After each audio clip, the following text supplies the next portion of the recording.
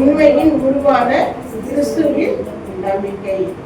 உண்மையில் என்னவா உருவான, உண்மையில உருவானது என்னது? கிறிஸ்துவின் நம்பிக்கை. அப்போ உண்மைக்கு ஒரு உருவம் இருக்கு இல்லையா? பொய்க்கு ஒரு உருவம் இருக்கு. இப்போ உண்மையா உருவான கதை அது இது என்னுடைய வாழ்க்கைன்னு சொல்லலாம். ஒரு கற்பனை வாழ்க்கை ஒரு கதைன்னா அது எழுதுறத நாடகத்தை நீங்க பாக்குறீங்க, சினிமா பாக்குறீங்க, அதெல்லாம் என்ன நம்பிக்கை? அதெல்லாம் இல்லை. அதெல்லாம் உண்மையான கதைகளா? இல்லை. ஆனா உண்மையான கதைக்கும் ஒரு பொய்யான ஒரு கதைக்கும் ஒரு வித்தியாசம் இருக்கு இல்லைங்களா? ஆனா இந்த பைபிள்ல கொடுக்கப்பட்டுள்ள ஒவ்வொரு வார்த்தைகளுக்கும் உயிர் உண்டு. அதுக்கு என்ன இருக்குது? உருவம் இருக்குது. அதுக்கு என்ன இருக்கு? உயிர் இருக்கு. அது பிழைப்பு தரக்கூடியது. அது நமக்குள்ள வாசம் செய்கிறது, நமக்கு சுகத்தை கொடுக்கிறது, நம்மளை எழுப்பி நிற்க வைக்கிறது. எல்லாமே உண்மையின் உருவான இந்த சத்திய வேதாகமம். சத்தியத்தை அறிங்க, சத்தியம் உங்களை என்ன ஆகும்? விடுதலை ஆகும்னு ஏசாமி சொல்றாங்க. அப்போ உண்மையின் உருவான கதை, உண்மையின் உருவான பொய்கள் என்று நாம் சொல்லலாம் இல்லையா? ஒரு பொய்யை உண்மையாக்கிறதுக்கு எத்தனை பேர் எவ்வளவு பிரயாசப்படுறாங்க தெரியுமா? பொய் தான் அது. ஆனால் அது உண்மையாகிறதுக்கு கடைசி வரைக்கும் கஷ்டப்படுவாங்க. ஆனா உண்மை என்ன ஆகிக்கிறாங்க தெரியுமா? பள்ளம் தோண்டி பொறிச்சிடறாங்க. அப்போ உண்மை ஜெயிக்குதா பொய் ஜெயிக்குதா? இப்ப ஏசாமி உண்மையா உருவானவர் இல்லையா? அவரு சத்தியத்தினாலே உருவாக்கப்பட்டவர். கர்ப்பத்திலே ஆவிய பரிசுத்த ஆவினாலே அவருடைய கன்னிமரியாள் வயிற்றுல அவர் உற்பத்தி ஆனார் இல்லையா? வார்த்தை என்ன ஆச்சு? மாம்சமாச்சு. அப்போ அந்த வார்த்தையில உருவான அவர் லாஸ்ட்ல எதனால அவர் பொய்யான ஒரு சாட்சியினால என்ன பண்றது? அவர் உயிர் பிரிக்கப்படுது இல்லையா? ஆண்டவரே இவர்களுக்காக மண்ணில் கடவுளிடத்துல மன்றாடுறாரு. அப்போ அந்த மன்றாட்டை நாம யோசிச்சு பார்க்கணும். இங்க யாத்திராகத்துல நம்ம படிச்சோம் இல்லையா? யாத்திராகமும் 34 அதுல படிக்கும் பொழுது அவர் 6வது வசனத்துல சொல்றாரு என்னன்னு, முதல்ல ஒரு கற்பனையை எடுத்துக்கொண்டு போ, மலையின் மேலவா, நான் 10 கட்டளைகளை ஒரு இடத்துல சொல்றேன்றாரு தேவர். யார்கிட்ட? மோசே கிட்ட. சொன்ன பிறகு அவர் அது பிராரமா போறாரு. போகும்போது அது 6வது வசனத்துல சொல்றாரு, கர்த்தர் ஒரு மேகத்தில் இறங்கி அங்கே அவன் அருகே நின்று கர்த்தருடைய நாமத்தை கூறினார். கூறினா சொல்றாரு, கர்த்தர் அவனுக்கு முன்பாக கடந்து போகிறது போல் அவர் என்ன பண்றாரா? என்ன சொல்றாரு? கர்த்தர் கர்த்தர் இரக்கமும் கிருபையும் நீடிய சாந்தமும் மகா தயவும் சத்தியமும் உள்ள தேவன். எப்படி எல்லாரும் சேர்ந்து சொல்லுவோமா?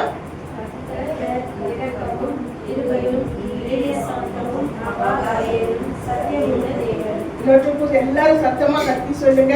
கர்த்தர் இரக்கமும் கிருபையும் நீடிய சாந்தமும் மகா தயவும் சத்தியமும் உள்ள தேவன். அல்லேலூயா. கர்த்தர் எப்படிப்பட்டவர்? இரக்கம் உள்ள தேவன். அவர் கிருபை நிறைந்தவர், நீடிய சாந்தம் உள்ளவர், அவர் தயவு உள்ளவர், சத்தியம் உள்ள தேவன். இந்த சத்தியமுள்ள தேவனை தான் நம்ம என்ன பண்றோம்? உண்மையாய் தொழுது கொண்டிருக்கிறோம். அன்றைக்கு கடந்து போகிறவர் போல காணப்பட்டார். யாருக்கு? மோசேக்கு. அவருடைய உருவத்தை காட்டல. கடந்து போகிறவர் போல என்ன பண்ணாராம்? வேகத்துல என்ன பண்ணாரு? கடந்து போனார். ஒரு பாட்டு கொடுங்க. வேகம் மீதிலே என் மன்னன் வருவார், மகிமையோடு என்னை ஏற்றுக் கொள்ளுவார். மேகம் மீதிலே என் மன்னன் வருவார், மகிமையோடு என்னை ஏற்றுக் கொள்ளுவார். நான் அங்கே போவேன், ஆதரிப்பேன், என் ஆண்டவரின் துதியை சொல்லி மகிழ்வேன். நான் அங்கே போவேன், ஆதரிப்பேன், என் ஆண்டவரின் துதியை சொல்லி மகிழ்வேன். வானம் கேட்டேன், என் மன்னன் வருவார், மகிமையோடு என்னை ஏற்றுக் கொள்ளுவார். வானவீதியில அவர் என்ன பண்றாரு? அவர் மேகத்தோடு கடந்து வந்து யாரோட பேசுறாரு? மோசேயோடு பேசுறாரு. அப்போ வானம் கூட என்னாவது மகிமையாக காணப்படுகிறது. யாருக்கு? அவருடைய பிள்ளைகளுக்கு. அங்கே போவேன்னா நம்ம அங்க போகும்போது அவரோடு நாம வாழ்ற வாழ்க்கையில, இங்க பூலோகத்தில் இருக்கும்போது எப்படி வாழணும்? அவருடைய மகிமையை சொல்லி நம்ம வாழணும், அவருடைய மகிமைக்காக வாழணும். இதுதான் அவர் எதிர்பார்க்கிற ஒரு ஆசை. என் பிள்ளைங்க என்னை இப்படி ஆசிப்பாங்களா? நான் இரக்கமுள்ள தேவனா இருக்கிறேனே, நான் சத்தியமுள்ள தேவனா இருக்கிறேனே, நான் சத்தியத்தின் தேவனேச்சே, என் மகனை இந்த உலகத்தில் அனுப்பினேனே, உருவான கதையாக அல்ல உருவான உண்மையாக அனுப்பினேனே, உருவம் தந்து அனுப்பினேனே. என் பிள்ளைகள் எப்படியாக என்னை நேசிக்கிறார்கள், என் பிள்ளைகள் எனக்காக எப்படியாக வாழ்கிறார்கள். உலகத்தில் உபத்திரவம் உண்டு, திடன் கொள்ளுங்கள். வியாதி இல்லைன்னு சொன்னாரா? இல்லை.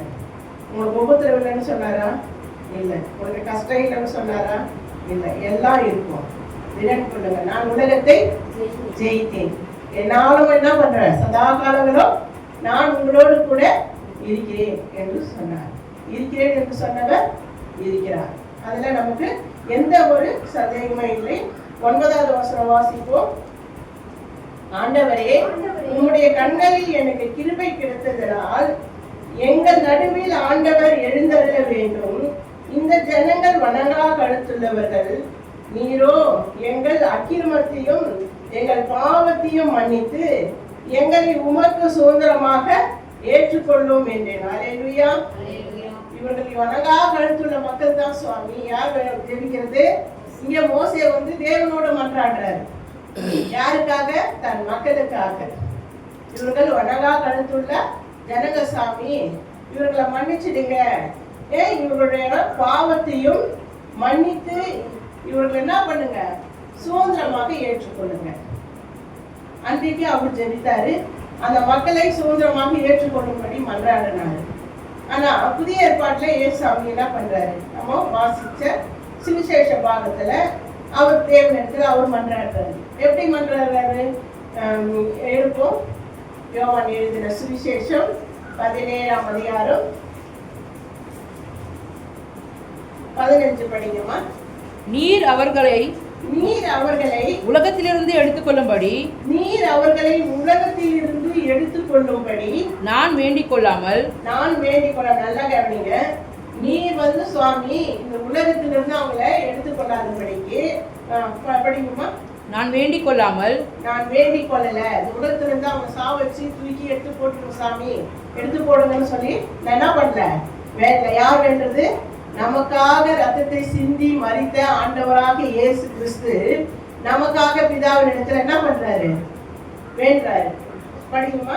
நீர் அவர்களை தீமை நின்று காக்கும்படி வேண்டிக் கொள்கிறேன். எதுல இருந்தா?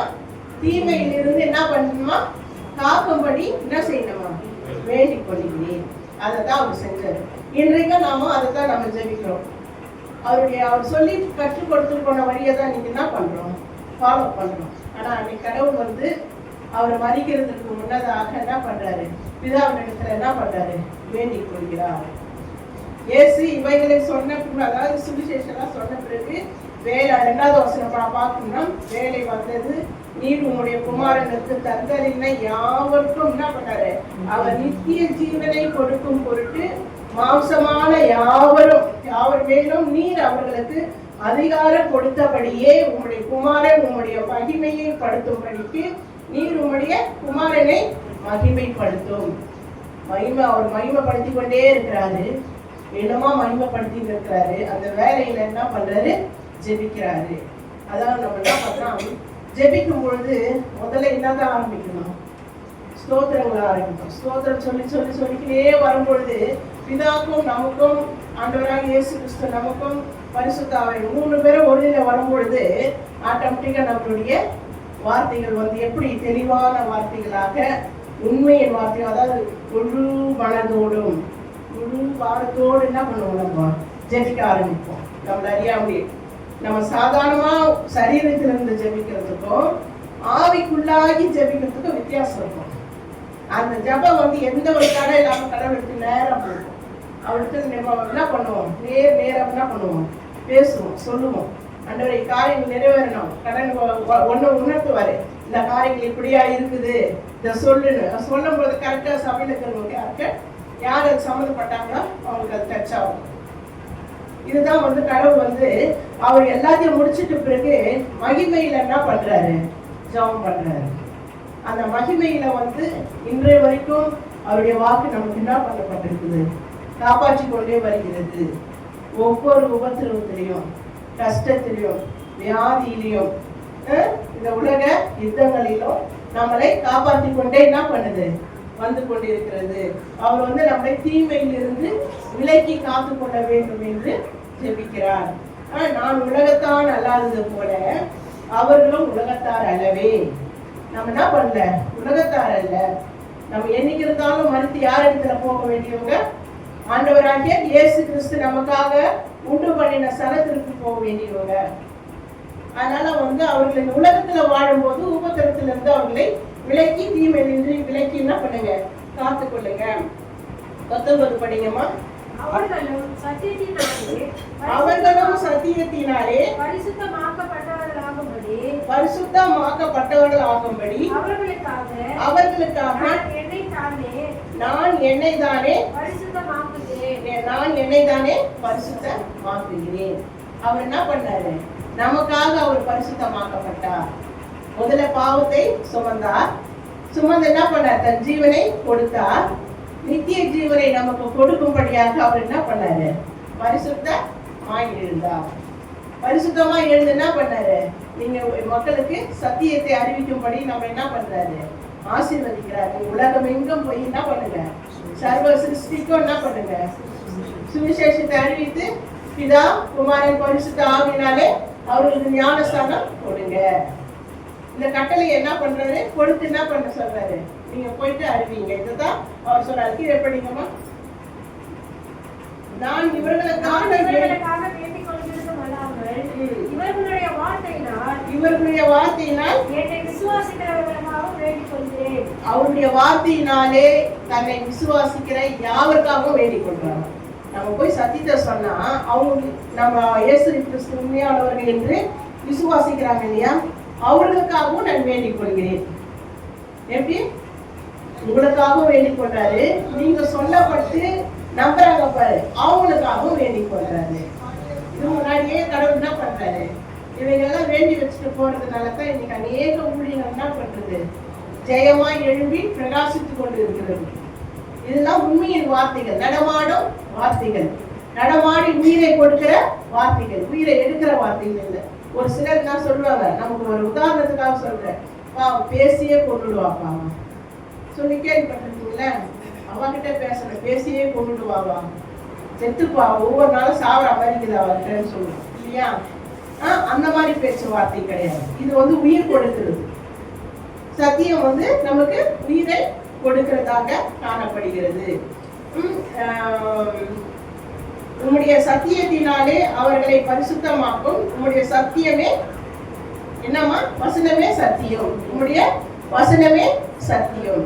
சத்தியத்தினால அவர்களை என்ன பண்ணுங்க, பரிசுத்தமாக்கணும். இன்னைக்கு நாம் எத்தனை பேர் சத்தியத்தினால பரிசுத்தமாக்கப்பட்டிருக்கிறோம்? கடவுள் ஏசாமி என்னை பரிசுத்தப்படுத்தினால சொல்றேன். ஆனா கர்த்தருடைய வசனம் நம்மளை பரிசுத்தமாக்கிட்டு நம்ம உணர்ந்திருக்கிறோமா? அதை நாம யோசிக்கணும். எப்படி அது வார்த்தை, எப்படி வசனம், எப்படிக்கா சத்தியத்தை வந்து சத்தியம் வந்து நமக்கு சொந்தமாகும், அதனால எப்படி நம்ம பரிசுத்தமாக்க முடியும்? ஒரு கேள்வி எழுதுதா? வசனம் இருக்கு, இந்த வசனம் என்னை எப்படி பரிசுத்தமாக்கும்? இந்த வசனத்தை நம்ம படித்து மனதில் வைத்துக் கொண்டு, இந்த வார்த்தை கர்த்தருடைய வார்த்தை இப்படியாக சொல்லப்பட்டு இருக்கிறது, கடவுள் பரிசுத்தமா வாழ்ந்தாரு, இந்த பரிசுத்தம் சொல்லப்பட்ட வார்த்தை என்ன? அப்போ இந்த பரிசுத்தத்தை நம்ம எப்படி காத்து கொள்ளணும்? பரிசுத்தம் என்ன என்ற ஒரு கேள்வி வரும் இல்லையா? அப்போ பரிசுத்தம்னா கடவுள் நமக்கு கற்றுக் கொடுத்து போன 10 கட்டளைகளை நாம் பார்க்கும் பொழுது நன்மை தீமை என்ன என்பது நமக்கு தெரியும். நியாயப்பிரமாணம் அழகாக நமக்கு நன்மை தீமையை எடுத்து காட்டுகிறது. அப்போ தீமையான காரியங்களை விட்டு விலக வேண்டும், நன்மையான காரியங்களை தெரிந்து கொள்ள வேண்டும். இவைகளை வந்து நாம் கற்றுக்கொள்ளும் பொழுதுதான் நம்ம என்ன பண்ண முடியும், பரிசுத்தமாகுதலை நம்ம என்ன பண்ண முடியும்? சொந்தமாக்கி கொள்ள முடியும். பரிசுத்த வாழ்க்கை பவுல் வந்து ரொம்ப அழகா இவையெல்லாம் நமக்கு கற்றுக் கொடுத்திருக்கிறாரு. நம்ம வாசித்த பகுதியை எடுத்துக்கொள்வோம். ஏசாமி வந்து நமக்காக இந்த உலகத்துல வந்து பாவங்களை சுமந்து இந்த உலகத்துல வந்து என்ன பண்ணாரு, வந்தார் என்று பார்க்கிறோம். சுவிசேஷ பாகத்துல நாம் சொல்லியிருக்கிறோம். சுவிசேஷ பாகத்துல வந்து அவர் வந்து பரலோகத்தில் ஏறினார் என்பதை பார்க்கிறோம். அப்போ பரலோகத்திற்கு அவர் ஏறி போனார் என்று சொல்லும்போது அவர் என்ன பண்றாரு, தாழ்விடங்களிலும் இறங்கினார் என்பதை அறிந்திருக்கிறோம் அல்லவா என்றுதான் இங்க பவுல் என்ன பண்றாரு சொல்றாரு. 9வது அதிகாரத்துல வசனத்துல நாம் வாசிப்போம். ஏறினார் என்பதினாலே அவர் அதற்கு முன்னே பூமியின் தாழ்விடங்களில் இறங்கினார் என்று விளங்குகிறது அல்லவா? இறங்கினவரே எல்லாவற்றையும் நிரப்பத்தக்கதாக எல்லா வானங்களுக்கும் மேலாக உன்னதத்திற்கு ஏறினோரமாய் இருக்கிறார். அதாவது அவர் மரித்து அடக்கலம் பண்ணப்பட்டு பாதாளத்தில் இறங்கினார் என்று பார்க்கிறோம் இல்லையா? 3 நாள் அவர் என்ன பண்றாரு, பாதாளத்தில் இறங்கினார். 3 நாளும் பாதாளத்தில் உள்ளவர்களுக்கு சுவிசேஷங்கள் அறிவிக்கப்படுகிறது. ஆண்டவராக இயேசு கிறிஸ்து ஒருத்தர் இந்த உலகத்துல வந்தாரு. அவர் மாதிரி உங்கள் பாவத்திற்காகவும் எங்கள் பாவத்திற்காகவும் அவர் என்ன பண்ணாரு, மரித்தார். அவர் என்ன பண்ணாரு, உயிரோடு எழுந்தார். எழுந்து என்ன பண்ணாரு, இன்றைக்கும் ஜீவிக்கிறவராக என்ன பண்றாரு, வாசம் பண்ணி கொண்டிருக்கிறார். அவர் பரலோகத்துக்கு எடுத்துக் கொள்ளப்பட்டார். மறுபடியும் என்ன பண்ணாரு, பூலோகத்திற்கு இறங்கினார். சுவிசேஷங்களை என்ன பண்ணாரு, பார்த்து அவர்களுக்கு சுவிசேஷங்களை என்ன பண்ணாரு, அறிவித்தார் என்பதை தெளிவாக உணர்த்தி எல்லாமும் உண்மையான ஒரு கிறிஸ்துவ நம்பிக்கை உள்ளவர்களாக மாற்றும்படி என்ன பண்ணாரு, எல்லாத்தையும் உண்மையான ஒரு உருவமாக நிறுத்தினார் ஆண்டவராக இயேசு கிறிஸ்து. இறங்கினார். இறங்கி என்ன பண்ணாரு, நமக்கு சுவிசேஷத்தை அறிவிக்கும்படியான ஒரு அதிகாரத்தை நமக்கு கொடுத்தார். அவர் எப்படி பிசாசுகளை துரத்தினாரோ, எப்படி வியாதிகளை அவர் அகற்றினாரோ, அவ்விதமான ஒரு வல்லமைகளை நமக்கு கொடுத்து வைத்திருக்கிறார். இவைகளை நாம் பெற்றுக்கொண்டு அதற்கு தகுதி உள்ளவர்களாக வாழும்படியாக சத்தியத்தை நீங்க அறிந்து கொண்டு சத்தியத்தின் மூலியமாக அந்த வார்த்தையின் மூலியமாக உங்களை பரிசுத்தப்படுத்தி கொண்டு நீங்க நற்செய்திகளை அறிவிக்க நீங்க என்ன பண்ணுவாங்க, கால்களை பாதரட்சியை தொடுத்து கொண்டு சத்தியம் என்னும் கட்சியை என்ன பண்ணுங்க, அணிந்தவர்களா என்ன பண்ணுங்க, சுவிசேஷத்தை அறிவிக்க கடந்து போங்கள் என்று பவுல் சொல்லுகிறார். நம்ம வந்து கீழே பார்க்கும்போது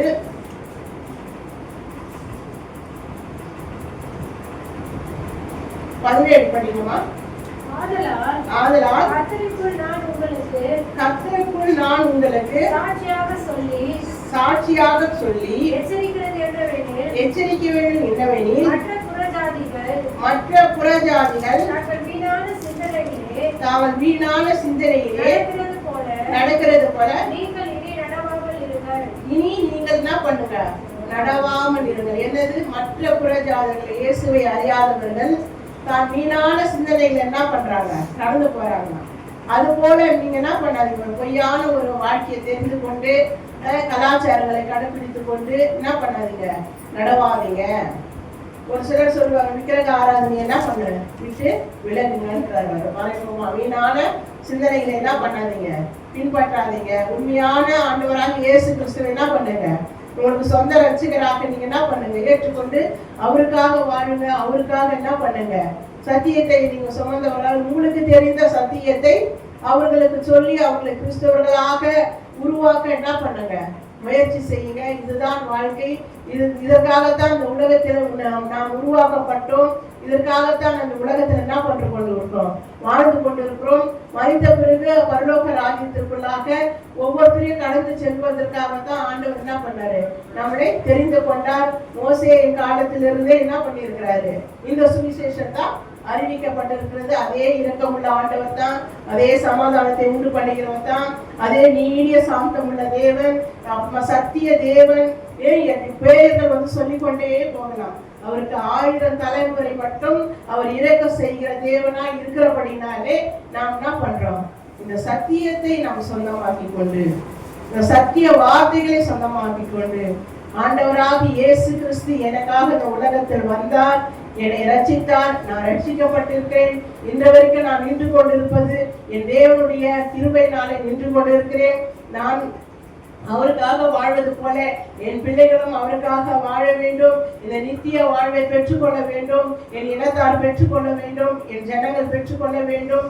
மக்கள் அறியாதவர்கள் பெற்றுக்கொள்ள வேண்டும் என்று நாம் என்ன பண்ணணும்? இந்த ஒரு பாரத்தை நம் மனதில் இறக்கினவர்களாக காணப்பட வேண்டும். ஆண்டவராக இயேசு கிறிஸ்து இந்த பூலோகத்தில் இறங்கி அவருடைய பாரத்தை என்ன பண்ணாரு? இங்க வச்சுட்டு போனாரு. அந்த பாரத்தை யாருடைய இருதயத்தில் இறக்கணும்? நாம் ஒவ்வொருத்தருடைய இருதயத்திலே இறக்கினவர்களாக காணப்பட வேண்டும். இந்த சத்தியத்தை தான் இவர் என்ன பண்றாரு? இங்க சொல்றாரு, படிங்க. அடுத்தது 15 படிங்கம்மா. அன்புடன் சத்தியத்தை கைக்கொண்டு தலையாகிய கிறிஸ்துவுக்குள் எல்லாவற்றிலேயும் நாம் வளருவர்களாய் இருக்கும்படியாக அப்படி செய்தார். எப்படி? அவருடைய மரணத்தை நாம் நினைவு கூற வேண்டும். அப்படி செய்தார் என்றால் அவருடைய மரணத்தை நாம் என்ன பண்ணோம்? நினைவு கூற வேண்டும். எல்லாவற்றையும் கிறிஸ்துவுக்குள்ளாக என்ன பண்ணோமா? நாம் வளர வேண்டும். அவருக்குள்ள வளரணும். எப்படி நம்மளுடைய, அதாவது ஒரு பாட்டு ஒன்று, சினிமா பாட்டு தான் அது, ஆழம் வளரணும் அறிவும் வளரணும், அதுதான் வளர்ச்சின்னு கண்ணதாசன் ஒரு பாட்டு எழுதியிருக்கோம். அப்போ ஆழம் வளரணும் அறிவும் வளரணும் இல்லையா? அதுதான் வளர்ச்சி. அது போல கடவுளுக்குள்ளாக நாம் வளர்ந்துருக்கிறோம்னு ஒரு சிலர் சொல்லுவாங்க, அவங்க என்னத்தான் பேசுறாங்கன்னு தெரியலப்பா, வளர்ந்து கட்டவே அவனுக்கு பேச்சுக்கும் அவனுக்கும் ஒரு சம்மந்தமே இல்லாத பேசுறாப்பாங்க. நல்லா மழை போல வந்துடுறான், நல்லா தீனி தீர்க்கிறான். ஆனா என்ன இல்லை, அறிவில்லை, அந்த அளவுக்கு பேச்சு இல்லை, ஒன்றும் கிடையாது. பேசுவோம் இல்லையா, திட்டுவோம். அப்போ அது வளர்ச்சி இல்லைன்றது நம்மளே என்ன பண்றோம் சொல்றோம். அப்போ வந்து நமக்கு ஞான வளர்ச்சி ரொம்ப முக்கியம். அதுதான் கர்த்தர் சொல்றாரு, கர்த்தருக்கு பயப்படுதலே ஞானத்தின் ஆரம்பம். நீதிமொழிகள் இல்லையா? அப்போ கர்த்தருக்கு பயப்படுதல் என்ன வரணும்? ஞானத்தின் ஆரம்பம். அப்போ கடவுளுக்கு பயப்படும் போது நாம் என்ன பண்றோம்? ஞானத்தை பெற்றுக்கொள்கிறோம். ஞானத்தை பெற்றுக்கொள்ளும் பொழுது இந்த சத்திய வசனங்களை நாம் படிக்கும் பொழுது அந்த சத்திய வசனங்கள் நமக்கு சொந்தமாகும்படியாக கடவுள் என்ன பண்றாரு? அந்த ஞானத்தின் மூலியமாக நமக்கு புத்தியை தருகிறார். அந்த புத்தியின் மூலியமாக நாம் என்ன பண்றோம்? செயல்பாட்டுக்கு வருகிறோம். செயல்பாட்டுக்கு வந்து என்ன பண்ற? அழகாக இங்க சொல்றாரு. அது கீழே படிமா, பச்ச வசனம் கீழே. அவராலே சரீரம் முழுவதும் அதற்கு உதவியா இருக்கிற சகல கணுக்களினாலும் இசைவாய் கூட்டி இணைக்கப்பட்டு ஒவ்வொரு அவயமும் தன் தன் அளவுக்கு தக்கதாய் கிரிய செய்கிறபடியே அது அன்பினாலே தனக்கு பக்தி விருத்தி உண்டாகுவதற்கு ஏதுவாக சரீர வளர்ச்சியை உண்டாக்குகிறது அல்லவா? எல்லாம் யோசி. ஒவ்வொரு கணுக்களும் அது கணுக்கணும் ஒண்ணு ஒண்ணும் இல்லையா? இதெல்லாம் ஜாயிண்ட் எல்லாம் ஃபுல்லா ஒரு கணுக்கு அழகா இசைக்கப்பட்டு அழகா கைக்கு நல்லா இவ்வளவு நீளம் தான் இருக்கணும், கால் இவ்வளவு நீளம் தான் இருக்கணும். அழகா நம்மளுடைய ஒவ்வொரு அவைகளும் அழகா இணைக்கப்பட்டு இசை போல என்ன பண்றாரு? அழகா அதுக்கு அமைப்பை கொடுத்து உருவத்தை கொடுத்து எல்லா வளர்ச்சியும் என்ன பண்ணியிருக்கிறாரு? அழகா பண்ணி சரீர வளர்ச்சியை உண்டாக்குகிறது அல்லவா? எது? பக்தி விருத்தியை உண்டாக்கக்கூடிய சரீர வளர்ச்சி. என்ன வளர்ச்சிமா? பக்தி வைராக்கியத்தை. பக்தி என்னன்னா கடவுள் மேல் நாம் கொண்ட பய பக்தி. அந்த விசுவாசத்தை நமக்குள்ளாக என்ன பண்ணுது? உருவாக்குகிறது. அந்த வளர்ச்சியை தான் அவன் சொல்றான். நமக்குள்ள என்ன இருக்கணும்? கடவுள் ஆண்டவராய் இயேசு கிறிஸ்துவுடைய பக்தி வைராக்கியம், அந்த விசுவாசம், அந்த நம்பிக்கை என்ன பண்ண நமக்குள்ள உருவாகி பக்தி விருத்திக்கு ஏதுவான காரியங்கள் வெளிப்பட வேண்டும். நம்மளுடைய சிந்தையில என்ன இருக்குதோ, நம் இருதயத்துல என்ன இருக்குதோ அதுதான் என்ன ஆகும்? வெளியே வரும் இல்லையா? நம்ம யோசிச்சிருப்போம், நம்ம பிள்ளைங்க நம்ம மனசுல நல்லா பதிஞ்சிருப்பாங்க இல்லையா? லைனா, அதாவது ஒரு கரெக்டா ஒரு சில நேரத்தில் கூட்ட பேர் டக்குன்னு ஞாபகம் வராது. எல்லாரும் பேரை லைனா சொல்றேன். ஜெனி ஜானட் ஏத்தி இப்படி கொடுக்கணும். ஏன்னா டக்குன்னு ஒரு பேர் லைனா எல்லாரும் பேரும் வரும். சில சமயம் எங்க அக்கா பசங்களே இருக்க மாட்டாங்க, அக்கா பசங்க பேர் எல்லாம் வரும்.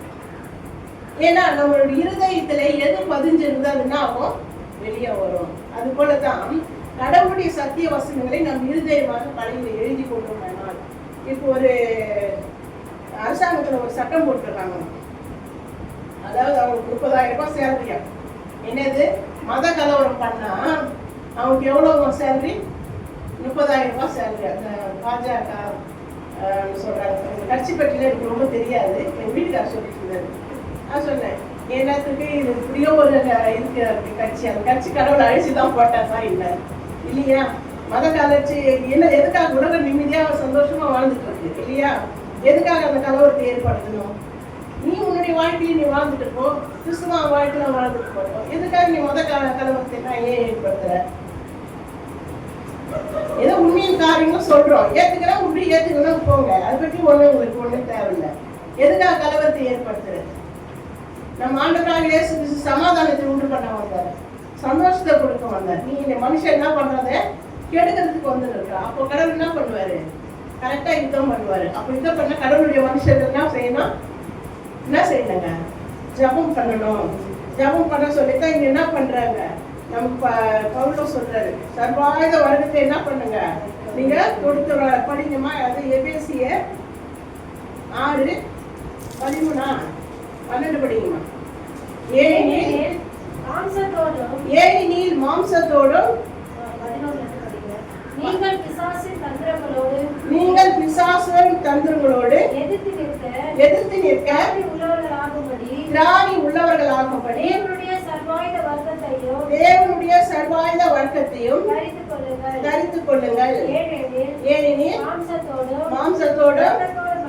மாம்சத்தோடும் ரத்தத்தோடும் இல்ல, துரைத்தனங்களோடும் அதிகாரங்களோடும் இந்த பிரபஞ்சத்தின் அந்தகாரத்து லோகாதிபதிகளோடும் வான மண்டலங்களில் உள்ள பொல்லாத ஆவிகளின் சேனைகளோடும் நமக்கு போராட்டம் உண்டு. எதுலோடமா? மாம்சத்தோட ரத்தத்தோட இல்லை. கத்தியத்தில் குத்தி ரத்தம் வர வைக்கிறது, சண்டை போடுறது, இதனால உங்களுக்கு பிரச்சனை இல்லை. அதிகாரங்களோடு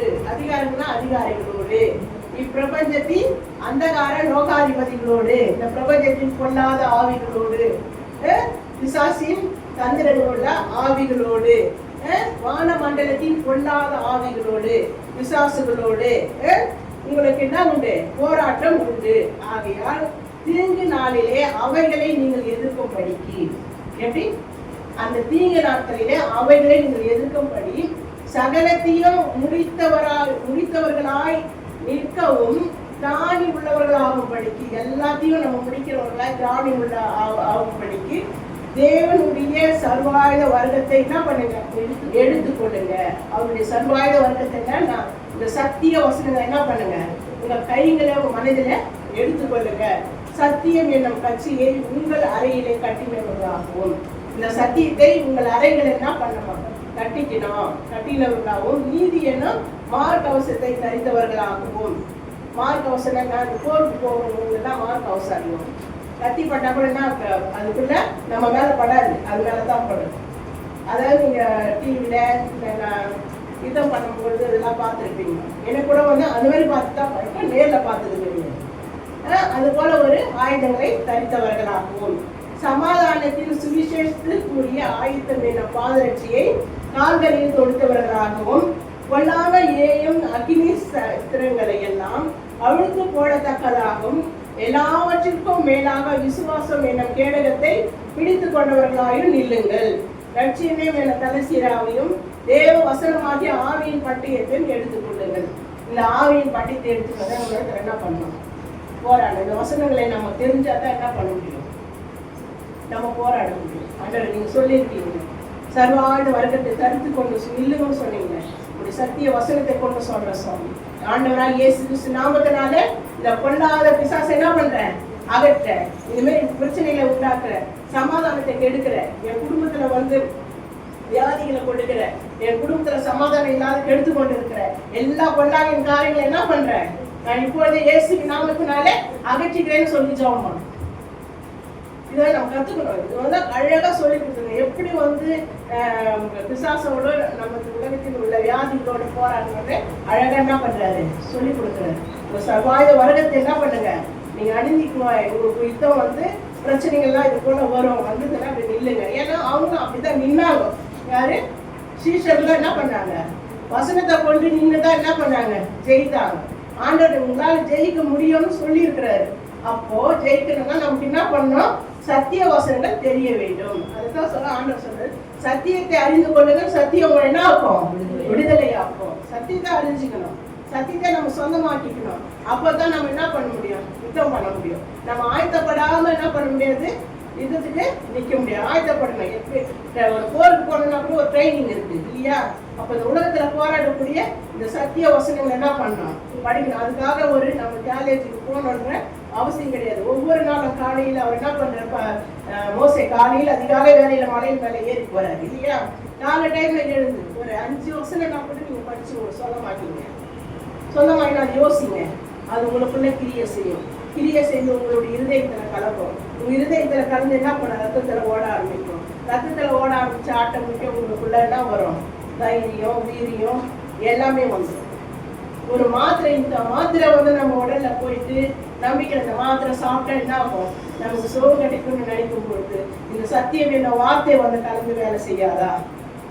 கண்டிப்பா செய்யும். கர்த்தர் வந்து அவருடைய வார்த்தையினாலதான் நம்மளை என்ன பண்ணியிருக்கிறாரு, உருவாக்கிறாரு. அவருடைய வார்த்தை தான் நமக்குள்ள வாசம் பண்ணிக்கிறது இல்லையா? அதனால கண்டிப்பா நம்மளை வாழ வைப்பார். அவருக்குள்ளாக நாம் வாழவும், அவருக்குள்ளாக வளருவோம். கர்த்தர் நம்மையும் நம் குடும்பங்களையும் அதிகமாய் ஆசீர்வதிப்பாராக. ஆமென். ஜெபிக்கலாம். வருந்தி சுமக்கும் பாரம் உன்னை கொடியே இருளில் சேர்க்கும். வருந்தி சுமக்கும் பாரம் உன்னை கொடியே இருளில் சேர்க்கும். செய்த பாவம் இனி போதும், அவர் பாதம் வந்து சேரும். அவர் பாதம் வந்து சேரும். உச்சத்திலே உரிமை உண்டோ, இயேசு அழைக்கிறார்.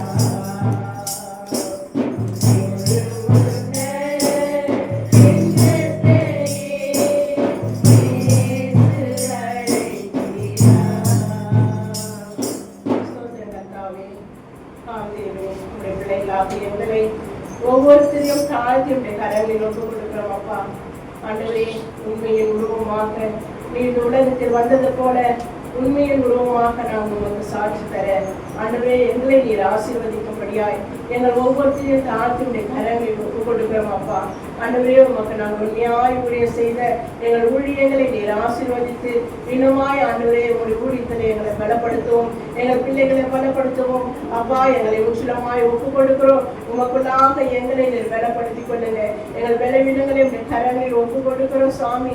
அப்பா, பலவீனங்களை எடுத்து போட்டு நீர் பலத்தை கொடுத்து ஆண்டவரே எங்கள் உடல்ல சுகத்தை கொடுத்து ஆண்டவரே உமக்காக நாங்கள் அப்பா சாட்சியாக நல்லவர்களாக வாழ வளர எங்களை நீர் ஆசீர்வதிக்கும்படியா ஜெபிக்கிறோம். ஆண்டவரே, எங்களுக்குள்ளாக ஆண்டவரே எல்லா கஷ்டத்தையும் வியாதிகளும் வலிகளும் ஆண்டவரே உபத்திரவங்களை ஏற்படுத்தி கொண்டிருக்க எல்லா பொல்லாங்கின் காரியங்களும் இயேசுவின் நாமத்துல வெளியேற்றுகிறோம். தகப்பனே ஆண்டவரே, நீர் தாமே கிருபையாக இறங்கும்படியா ஜெபிக்கிறோம். அப்பா, இந்த சத்திய வசனங்களை கொண்டு ஆண்டவரே பரலோகத்திலிருந்து ஆண்டவரே ஜோதிகளின் பிதாவினிடத்திலிருந்து ஆண்டவரே பரிபூர்ண சுகங்கள் ஆண்டவரே எங்கள் மேல் கடந்து வரும்படியாய் ஸ்தோத்திரிக்கிறோம். ஆஷா பாலதாரி பாபா ராஜா பாரப்பா ஓ மலைகளா ராஜா மலைகளா சாரிக்கிற பாரப்பா ஜலப்பா. ஹalleluya. ஸ்தோத்திரம் கர்த்தாவே, ஸ்தோத்திரம் ஆண்டவரே, துதிக்கிறோம் கர்த்தாவே, ஸ்தோத்திரம் ஆண்டவரே. கிருபை எங்களுக்காக நன்றி சொல்லுறோம். ஹalleluya. துதிக்கிறோம் அப்பா, ஸ்தோத்திரம் ஸ்தோத்திரம் ஸ்தோத்திரம் அப்பா. ஆண்டவரே துதிக்கிறோம் அப்பா, ஸ்தோத்திரம் ஸ்தோத்திரம் ஸ்தோத்திரம் ஆண்டவரே. இறைவனுக்காக நன்றி தகப்பனே. நீர் மகத்துவமா இறங்கினதற்காக நன்றி தகப்பனே. வேகசமமா இறங்கி வந்ததற்காக நன்றி அப்பா. நீ அக்கினி இறங்கினதற்காக நன்றி ஆண்டவரே. கடவுள் ஆலயத்தில் இறங்கி வந்ததற்காக